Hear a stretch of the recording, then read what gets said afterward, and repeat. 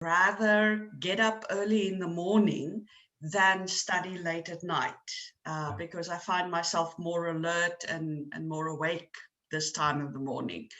So at the moment it's dark outside. I can hear a little bit of rain falling. I'm not sure if you guys can, uh, but it's been a rainy week so far, which is great. My tomato plants are growing. Yeah, you've got a whole farm there outside your house. That, Pretty much, pretty yeah. much. You grow Uh, tomatoes. What else do you grow? well, this year I've got the tomatoes, I've got some peas, onions, garlic, potatoes, and my grapevines. Oh, yes. And Yeah. last year, from my grapevines, I actually harvested enough grapes to make 10 liters of wine. Oh, that's great. What kind of wine? Is this red wine? It's a red wine. A It red was a wine. red wine. The endemic native grape to Bulgaria is called Mavrud, Okay. and it's a beautiful, smoky Mm, almost grape. mm, It's sweet, but mm. it's got like an earthy flavor, Okay. and it makes a lovely, lovely red wine. Wow. So yes, I had my first experience as an enologist. Okay, analogous. Okay, that sounds very interesting. Yeah, Yeah. yeah. Okay. I would like just to introduce Leonie to the class, and there's such a lot of things that I can say about her. So, ladies and gentlemen, we have here this morning Leonie Overbeek, and she is from South Africa. But as I told you, she lives in Bulgaria, and she will also tell us a little bit more about the village and how she got there, the village she lives in, and so on.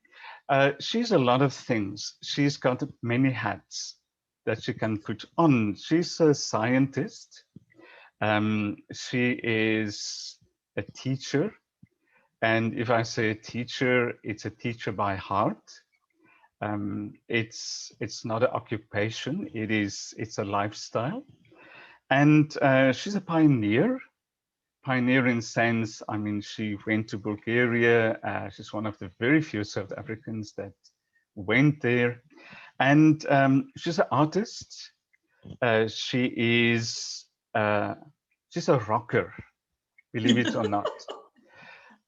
She knows much more about rock music than I think most young people.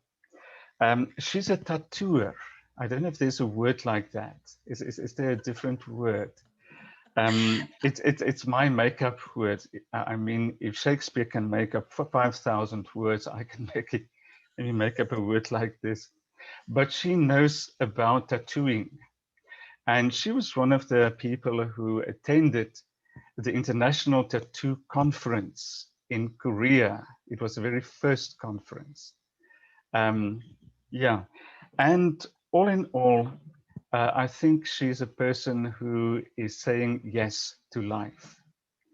If that is not enough, she is also a doctorante.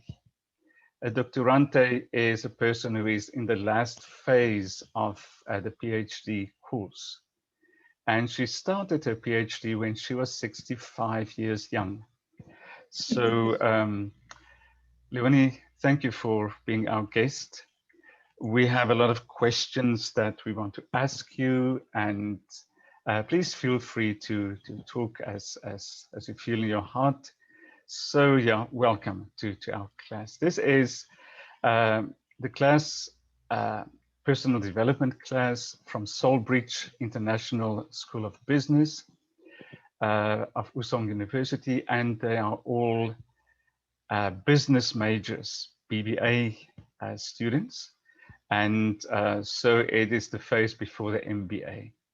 So very bright students, people that I think, yeah, I'm very proud of all of them. So Leonie, maybe I can start just by asking a question.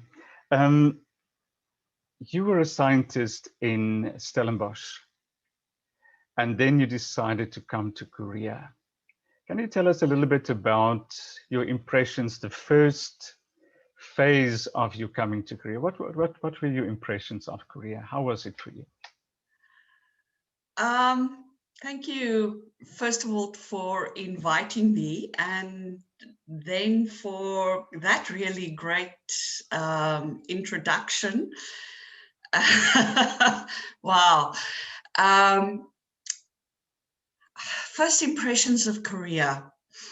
If I think back to that very abrupt sort of change, because it was for me an abrupt change.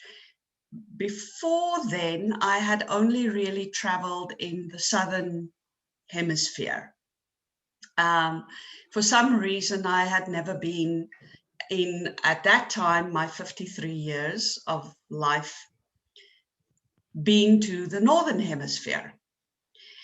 And of course, we traveled in March, my daughter and myself, and we arrived in Korea pretty much dressed the way I am now, with a hoodie kind of jacket and maybe a long sleeve t-shirt underneath it, coming from sunny South Africa. You know, we knew we were going to be a little bit colder in Korea. We did not know how cold. We did not know how cold March in Korea can be. We also arrived with a wallet that was just about empty due to various personal circumstances and situations. At that time, between my daughter and myself, we had the equivalent of about 400,000 won. And that was it. Once that was spent, we were dependent on our first actual salary that we would be getting. So a little bit anxious. And it was gray. The overall impression that I got stepping off the plane, going into the airport, getting picked up by the taxi service, driving through from Incheon into Seoul, there was grayness everywhere. And coming from vibrant South Africa with colors, you know, I mean, we've got brown and the blue of the sky and yellows and greens. And I was going, oh my goodness, what are we doing? What are we doing? But at the same time, there was this sense of, oh, wow, just about the same as with any other journey that I had undertaken. I went,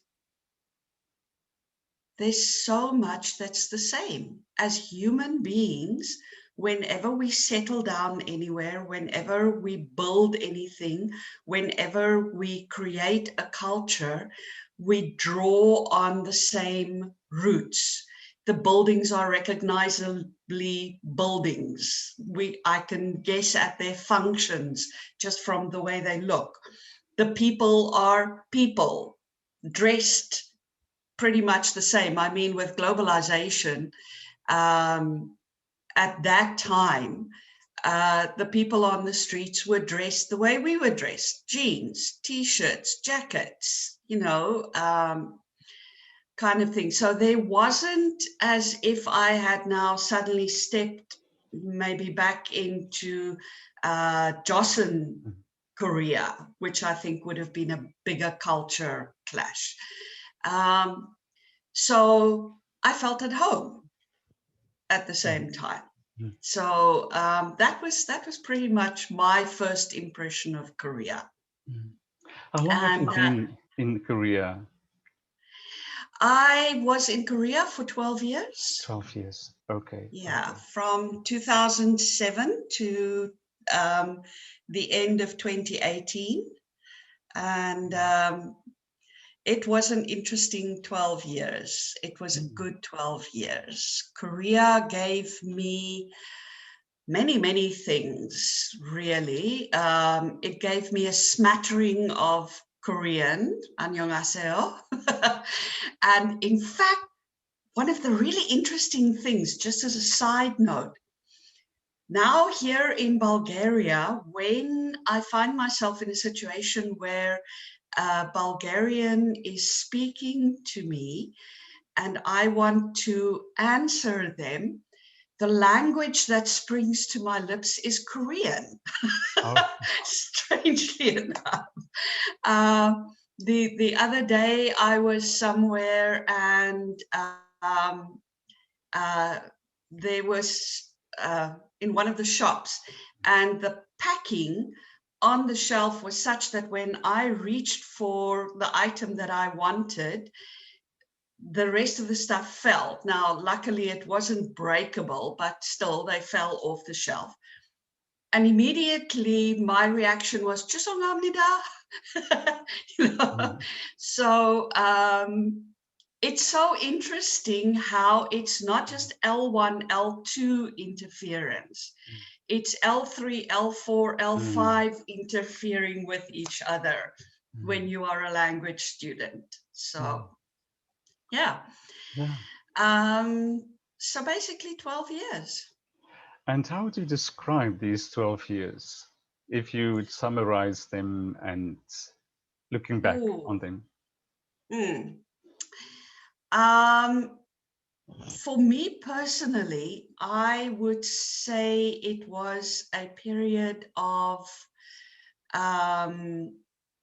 in a way, stepping into my presenter persona fully.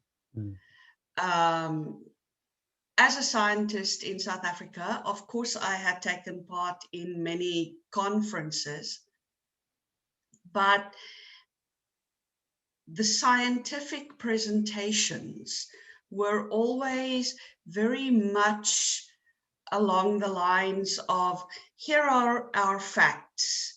This is my methodology. This is what I found. Any questions? So it was very much boom, boom, boom, you know. There was a TV show, I think it was called Dragnet. And one of their taglines was, "Just the facts, ma'am, just the facts." Well, scientific presentation was like that, just the facts. Language presentation and language teaching and teaching about subjects other than language allowed me to access the more creative side of my persona and really get into how it is to engage people in what I'm saying, how it is to get people interested, and allowed me to, you know, draw in my singing and acting and dancing and all the other things that I had in my toolbox. So that was there.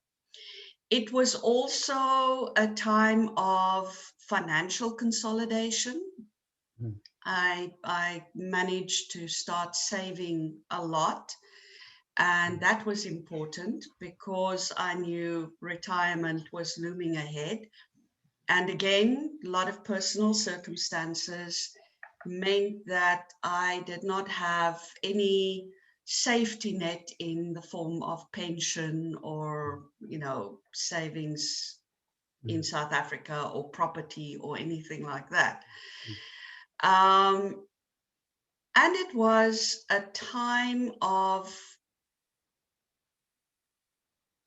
really getting to know my daughter in a much more intimate way than we had been up to then as an adult. Because, I mean, I knew her well as a child, Then she went off to live her own kind of life. And this was now the first time that we were actually not just together in space, somewhere adjacent, but living together in the same house. And I got to know her really well. And then, of course, in 2016, I lost her to suicide.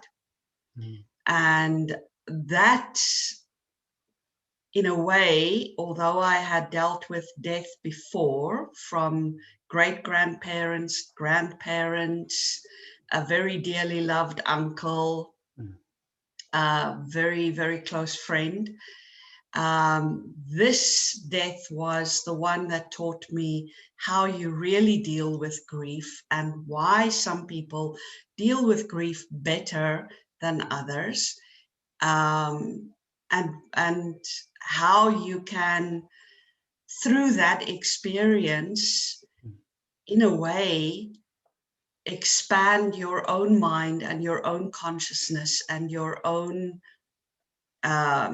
knowledge of your mortality, not just the mortality of others. And of course, it showed me just how loved I am. Korea really, in many ways, made me feel very, very loved.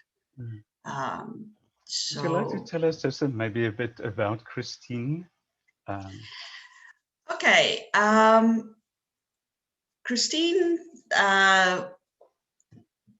was born out of wedlock. When her father and we had been high school sweethearts and then had broken up and gotten back together. And when I found out I was pregnant and I told him, his reaction was such that I said, I'm sorry, I'm not going into a marriage with that kind of attitude. And of course, at the time, I had to face a lot of stigma from people. And I decided I would rather face that stigma than live in a marriage situation where there would be a lot of resentment, a lot of anger, a lot of fighting and problems and so on. And I have not regretted that decision at all, ever. She was raised for the first 4 years of her life by me and my parents. My mother looked after her during the day while I was working. And total honesty. And I met and married Henry Jonker, and he actually adopted her, which is why she was Christine Jonker. And we had a reasonable marriage, but unfortunately, he had a very roving eye, and eventually I just could not live with that situation anymore. So I found myself as a single parent of 2 children, Christine and Sean. And Christine was always an extremely sensitive child, bordering on empath, I would say. She took things very much to heart. She could not stand any suffering, any injustice, any kind of thing that would make the world a worse place. She wanted to be a ballerina, which I think is the dream of a lot of girls, a lot of young girls. We want to be the ballerina on the chocolate box. And she was technically a really, really good dancer, but unfortunately, she did not have the ability to project to the audience. So her ballet teacher, she went to an art and music high school in Johannesburg. Her ballet teacher said, sorry, I would say that you could go on to be a ballet teacher, but you will never be a prima ballerina. And that was when she decided that the other thing she was interested in was the body and medicine and things like that. And she wanted to become a medical doctor until she had to attend her first autopsy. And I think that is where a lot of doctors get weeded out. Can you stand that moment?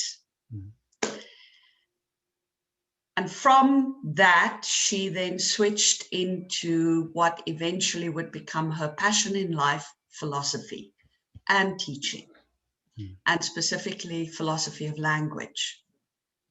So when I now said, okay, I'm going to Korea to be an English teacher, she said, yes, me too. And so that's how we traveled together. She was unfortunately a sufferer of depression, which I think is tied into this whole empath sympathy kind of thing. And because of the various disappointments she had suffered, like not being the prima ballerina that she wanted to be. And of course, definitely there was not just the aspect that worsened it, but she was a sufferer of clinical depression. So the actual brain chemistry was off.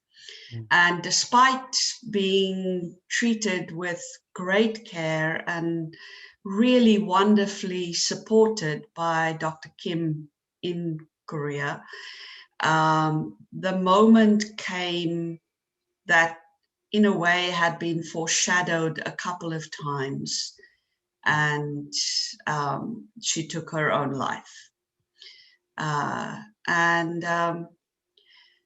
She is still very much in my heart.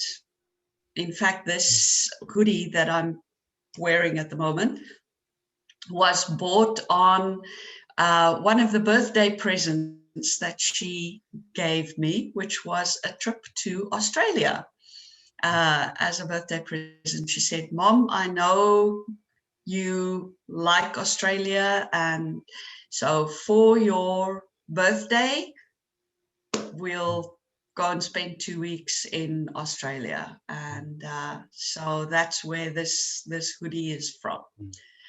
And that's the kind of person she was, very thoughtful, very kind. So it must have been difficult to live with depression, with somebody who suffered from depression.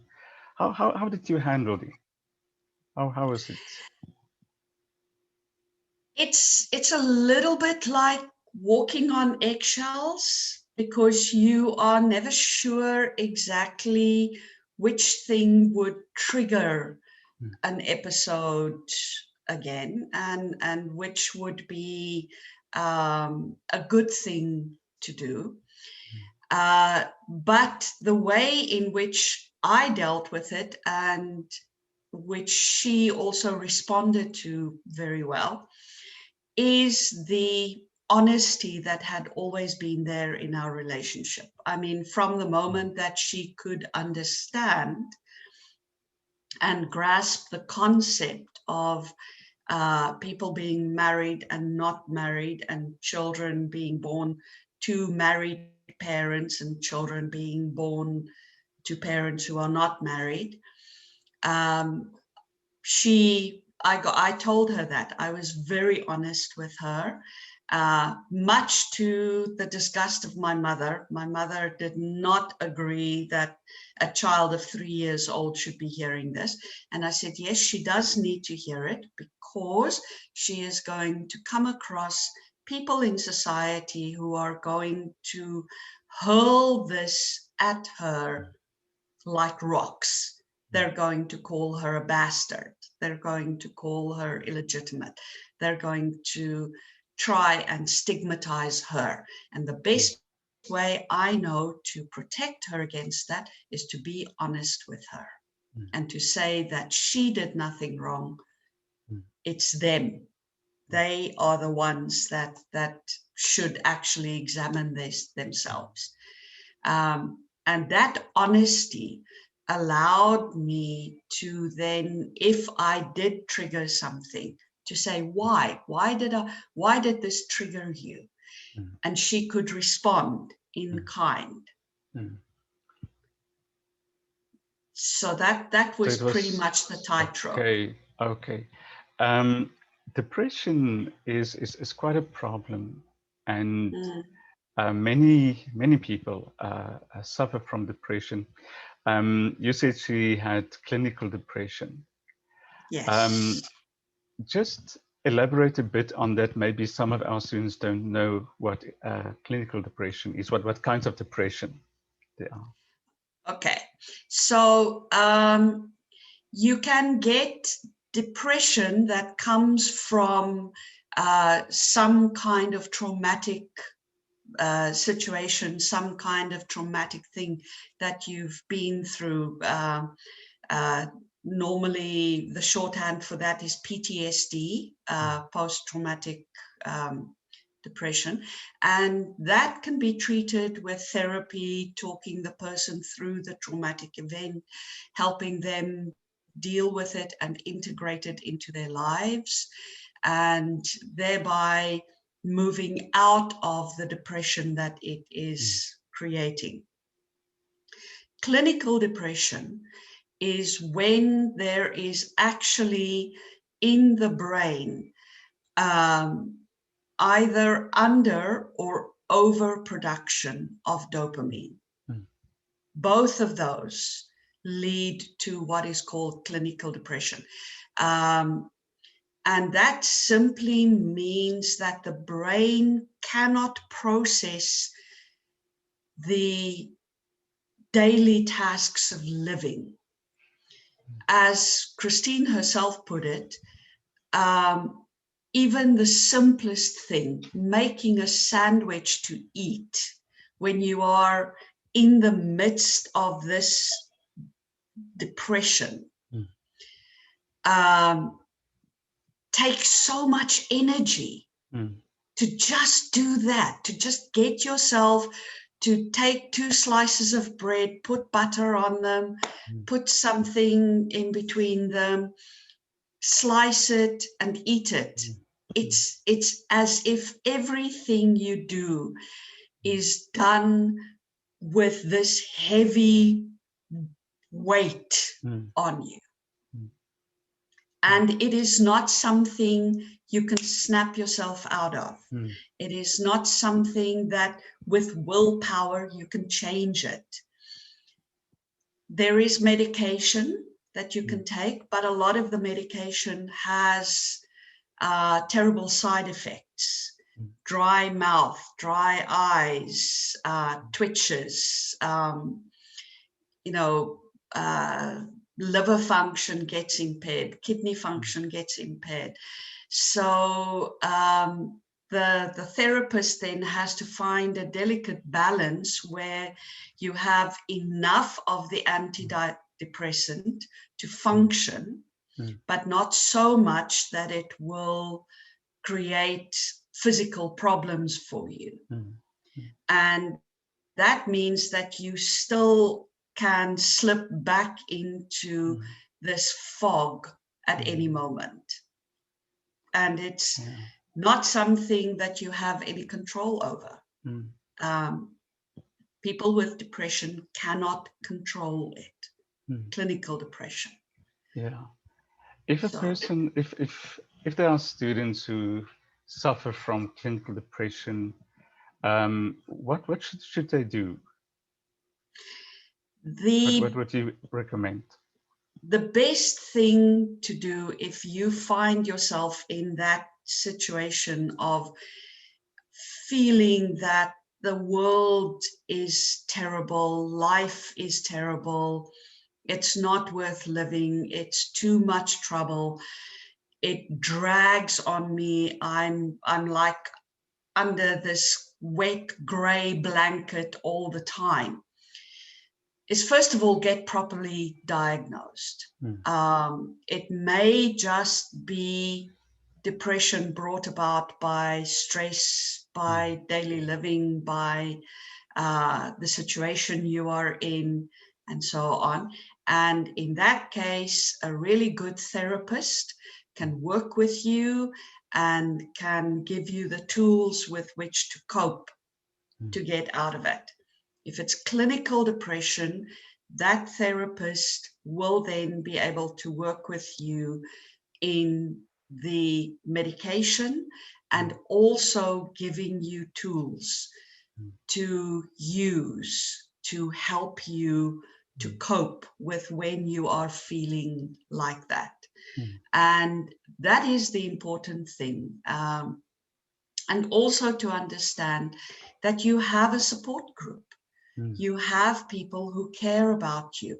And if you are honest with them about how you are feeling and why you are feeling like that, you would be amazed at how much people care about you and are prepared to help you.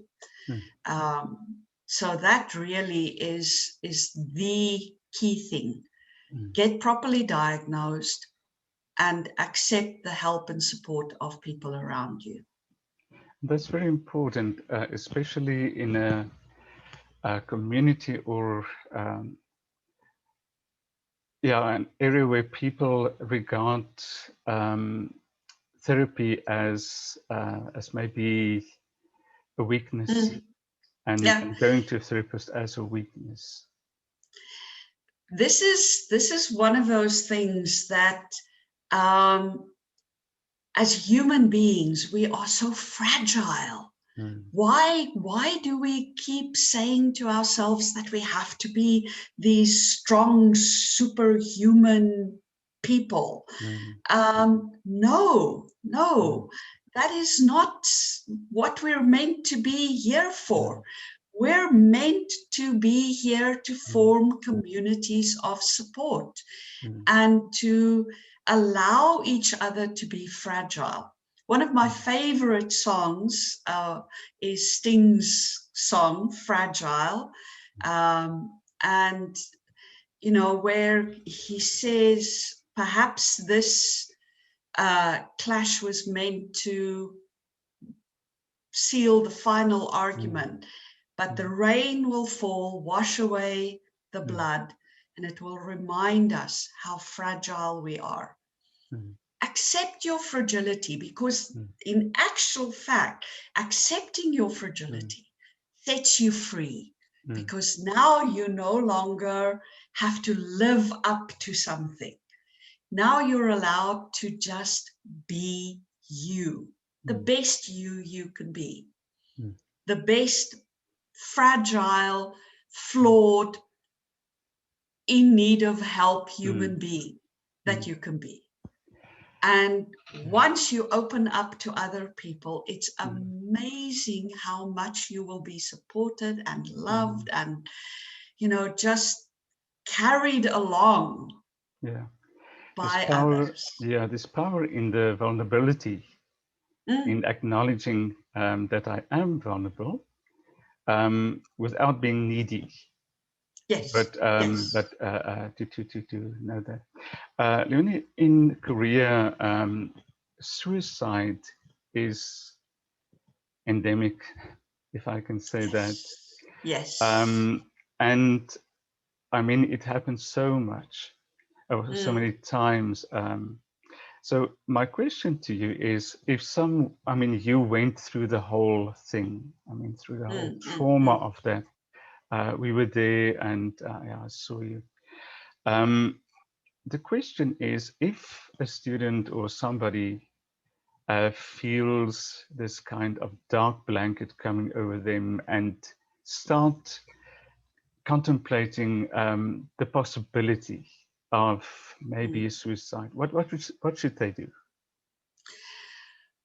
The very, very first thing I think is to consider really carefully, do you want to undertake what is a permanent solution to what might be a temporary problem? Because that's really what suicide is. It's a permanent solution to the temporary problems that you are having. Think, if you can, of someone that you really, really trust and reach out to them. Reach out and say, help me. I need to deal with this situation and I cannot. I cannot see a way forward. Now I have to also at this stage say something about the idea of suicide as a way of dealing with the pain of life. I understand that it is painful to live. I understand only too well that there are times that the pain is so great that you feel you cannot have one more day with it. You cannot live one more day with it. I understand that this pain can be either physical pain or mental pain.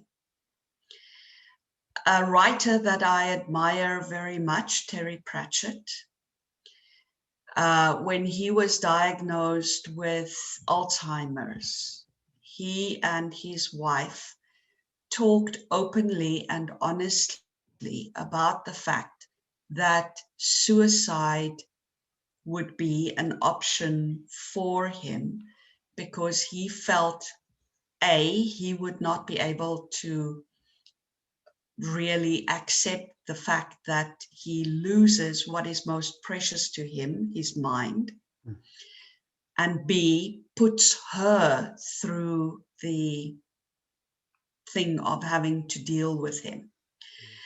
And I can honestly recommend their video in which they speak honestly about this is available on the internet. And I would recommend people at this stage in your life, not at the moment that you are contemplating suicide, at this stage in your life, go and watch it and think about it carefully. Think about all of the implications that they bring to bear. And most importantly, think about the people that you are leaving behind. Think about how they will live their lives once you are gone. Think about what is very often the heart of inconsolable grief, and that is guilt. People who grieve over a loved one or the loss of a loved one in what can only be described as a traumatic and stressed way. Usually that grief is because of the guilt they feel. When we lose someone that we love dearly and we can say to ourselves, in my life, I gave them unconditional love and they gave me unconditional love. And I treated them fairly and justly and with all the care in my power. When they die, you will not have guilt over that death. But if someone commits suicide, one of the questions that inevitably will come up, Did I really do that? Did I give as much care as I could have? Did I give as much support as I could have? And I had to deal with those questions in the wake of Christine's suicide. And being honest with myself, I could say, yes, I did. If it was not enough, that guilt does not rest with me. If she felt that it was not enough, that guilt does not rest with me. And that is why I could move on from her death and from her suicide into the freedom that I have now to live my life fully, to, as this course says, to say yes to life. And I am saying yes to life every day and in many, many ways. And I truly am a happy person. I think this is one of the things for me. But I think if there are these thoughts in your mind, think about what effect you will have on the lives of the people you leave behind. Yeah, thank you. When someone commits suicide or even just a death, especially if it's your child, a person doesn't get over it, but he learns to live with it. Yes.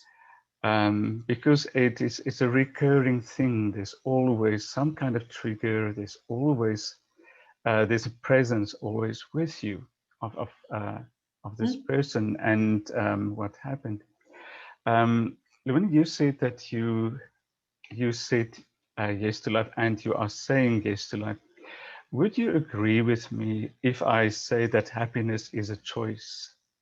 Oh, completely.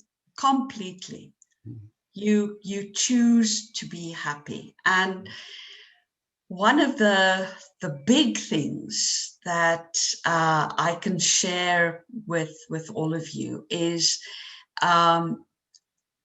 so many people enter into relationships looking for a boyfriend, a girlfriend, and here, love is available in many forms and iterations, and love is wonderful. But in order to love someone, you first have to really love yourself. It's one of those things, Johan, you'll agree with me, that Bible verse, love your neighbor as you love yourself. It is such an important part of the value system and the ethics that are part of so many spiritual and religious experiences. Love your neighbor as you love yourself. And the heart of that for me is, if you do not love yourself, what kind of love are you going to bring to your neighbor? Yeah. And so you have to, first of all, learn to love yourself. And that means with all your flaws, all of the little things that you would actually want to change about yourself, all of the little things that you find, oh, I wish I was this, I wish I was that, I wish I was the other thing. One of my big flaws is procrastination. You mentioned the fact that I'm in my final year of my PhD. And there are days when at the end of the day I go, why didn't you spend today reading and writing? You spent it watching TV. You procrastinator, you. But that's been my whole life. I work best when I have a deadline just about to fall on me. That's when I really kick into high gear. And I wish I wasn't like that. I wish I actually was someone who would diligently spend 5 hours a day writing and, you know, doing everything. I'm not. I've learned to accept that. And every now and then there's a wonderful little thing that pops up. Like yesterday, I was watching a movie called The Truth and the Whole Truth. I will send you the link to, I'm not sure of the title, but I was busy reading a book called Industrial Strength Denial. And I had the cable TV on in the background because there was a program that I wanted to catch, and this movie came up. And oh my goodness, it's about a reporter who refuses to reveal the source of the information for an article she publishes, in which she reveals the fact that a certain person in the community is actually a CIA agent. And the story really illustrates to what lengths are you prepared to go to sacrifice things in your life for the values that you hold, which of course is exactly, I mean, my Ph.D. is about the environmental ethics that we hold. Why is it that we are not prepared to sacrifice for the environment? Why are we not prepared to sacrifice our comforts? Why are we not prepared? So this was such a wonderful illustration of Hans Jonas's book about the imperative of responsibility, being accountable for your own actions and being responsible for your own actions and things like that. So sometimes this procrastination in me throws up these little nuggets of information, and that's great. And I love myself for it because it means that I'm able to harvest things from unlikely sources sometimes. So, Leonie, it's just a very, I find it as very inspiring when I look at your life, especially after the huge trauma of Christine.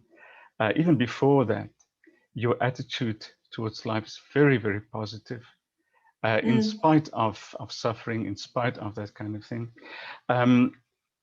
Can you tell us a little bit about your journey the past few years?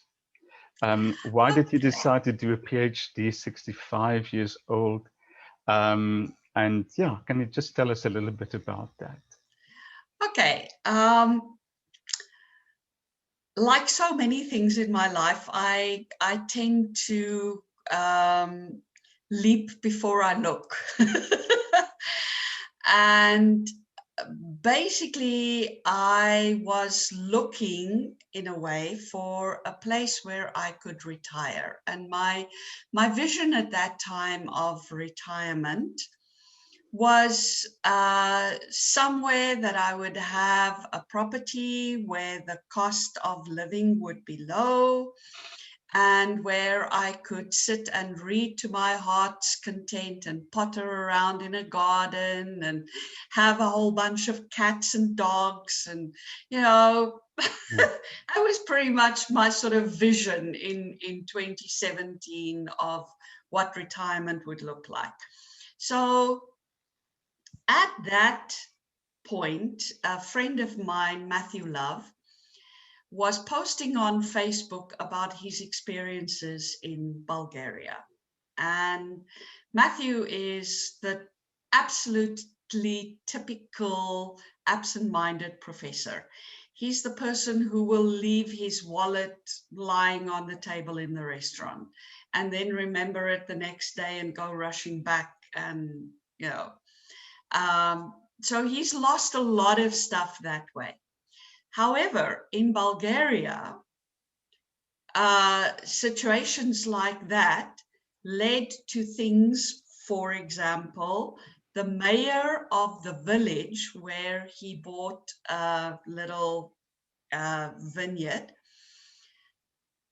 driving all the way to the airport to take his passport that he had left in his house to him so that he could get on the airplane and fly to Japan, where he was working as a lecturer at that time. And the more I read about Bulgaria from his perspective and the people in Bulgaria and the life in Bulgaria, the more I thought, yes, this is the place I want to be. This is the place I want to be. So, Bulgarian embassy. What do I need to get a visa to get into the country? At that time, with the help of Matthew, at the end of 2017, I had bought my present house in Bulgaria. And so I now own property, and I thought, okay, so, I'll be able to get into the country because of that. Unfortunately, that wasn't quite enough. I would have to have either some kind of pension that would be paid regularly into a Bulgarian bank account, which I didn't have, or I would have to have some kind of a job, which I also didn't have, or I would have to be a student. I love studying, yes. And I mean, I've got 3 undergraduate degrees, one in analytical chemistry, one in chemical engineering, and a master's in communication. Why not? Why not do a PhD? And especially in honor of Christine, why not do a PhD in philosophy? And I checked out the possibilities in Bulgaria, and I came across the website of Sofia University, where they were offering a PhD in philosophy taught in English. Contacted Dr. Alexander Gumnov and said to him, I'm very interested in doing this. What do we do? How do we go about it? And with his help, got enrolled in the program, got all my things certified and so on, and got the student visa, which allows me now to reside in Bulgaria. Obviously, only until my PhD is now finished. However, here again comes the love. As you give out love and support to people, it comes back to you. In September, I will start a full-time job here in Bulgaria, teaching at the American School of Bulgaria in Shumen, which is the nearest big town to where my little village is. And I will be teaching my favorite group of students, the 7 and 8-year-olds. So, and I won't just be teaching them English, I'll be teaching them math and science and biology and crafts and singing and dancing and everything. We'll be doing everything. And it's really amazing. Okay, thank you, Leonie. I think I should get you back one time for just to talk about music. It's incredible, your musical knowledge. Are there any questions that some of our students might have? If you have a question, just raise your hand and then I can give you, who has a question? Yeah, Radha? Hello, thank you for coming to our class. I just want to ask, like, how do you make yourself think that happiness is like your choice, and also how do you make it, like make your mind that think that everything is not your fault. It's not like I'm saying everything is your fault, it's not like that, but I get easily think that everything I do will be a bad thing, and then it will be my fault, and then I will start regretting. Like when I'm talking, I will start regretting. So it's so hard for me to think that I will reach happiness, because I feel like, oh, even if I'm happy, I don't think the other will be happy of my choice. So how do Okay. you think I can? Okay, thank you. Very, very interesting question. Happiness is a choice, and the choice is to see the following in life. Things happen in life. They are not good things or bad things. They are just things that happen, events that happen.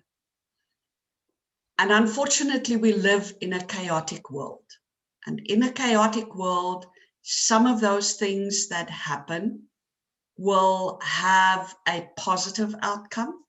Some of them will have a negative outcome. If it's a positive outcome, of course, it's very easy to be happy. Then you don't have to make the choice because, oh, wow, I scratched 3 numbers and I won 100,000 US dollars. Yay! You know, it's easy to be happy under those circumstances. The choice comes when the negative happens. I parked my car in the street and some other person came along and smashed into the back of it, and now it's going to cost me 10,000 US dollars to have it repaired. Oh, terrible. However, it's at that moment that you make the choice to let go of anger, let go of resentment, let go of the idea that everyone is out to get you. Let go of the fact that the universe seems to be out to get you, because it's not. These are just things that happened. And each thing that happens gives you an opportunity to learn something, gives you an opportunity to discover something. Maybe by taking your car to now be repaired, you are going to meet the most amazing person who down the road is going to help you find the most fantastic job, which is exactly what happened to me about 2 years ago, end of 2019. I stumbled and fell on a pavement in Sofia, which is the capital of Bulgaria, and broke this arm very, very badly. Both the ulna and the radius were broken, and I had to go into hospital and have an actual operation to set the bones. And I now have a bionic arm. There's a metal plate here. And it cost me 7,000 US dollars that I could have spent much better in so many different ways. So I could have made, at that time, I could have said, oh my God, first of all, why didn't I look where I was going? Secondly, why did it have to happen to me?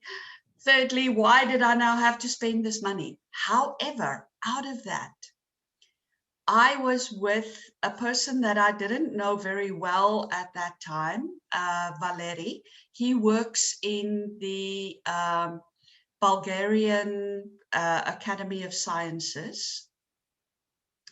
And he, bless his heart, really bless his heart, he stayed with me until the moment that I was now completely taken up in the Bulgarian hospital system and so on. And his sister lives just round the corner from the actual hospital that I was in, and she came to visit me every day.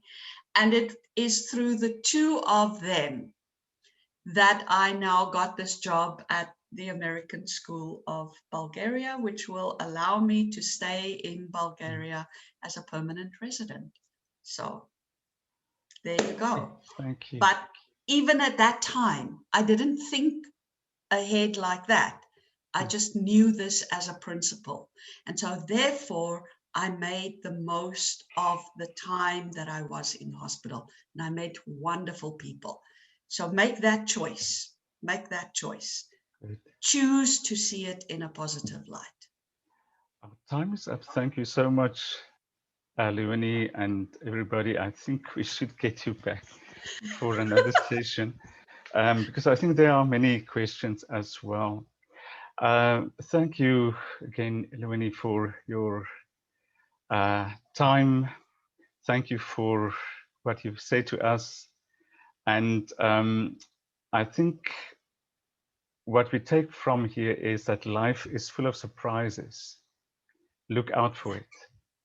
And it is very much what we try to convey also in this course. We started this course with Viktor Frankl's theory and his logotherapy. Yes. What Viktor Frankl says is, if you get up in the morning, there are a few things. Firstly, look out for what the universe and the world is expecting from you. And then look out for what the world is giving to you. The third one, look at your attitude. Choose for surprises. Choose to look out for surprises. And that's a philosophy, very simple philosophy, but it works. It is. So it works. Leonie, thank you again, and all the best with your studies. Thank you very much. Very soon to be Dr. Leonie. And Dr. Leonie and Farmer Leonie and Teacher Leonie. There's wine. I need to visit you to taste that. You must. You must. Thank you so much, and thank you for coming to us. Ladies and gentlemen, bye-bye, Leonie. See you. Bye-bye. Thank you. Thank Bye. you. Bye-bye. Right, ladies and gentlemen, thank you so much. I think we can follow this up maybe next time, talk about this. So think of questions you have, and then let's talk about that. And yes, there's one question. Our time is actually up, but Zan, quickly, you can ask a question. Actually, I'd like to ask Leonie, Miss Leonie. Okay. I'll try and get her back, maybe for one session. Okay, thank you very much. We can ask the questions. Thank you, Zan. Okay, we'll see you next week. I hope you have a good weekend. And yeah, bye-bye. See you guys next week. Thank you, Professor.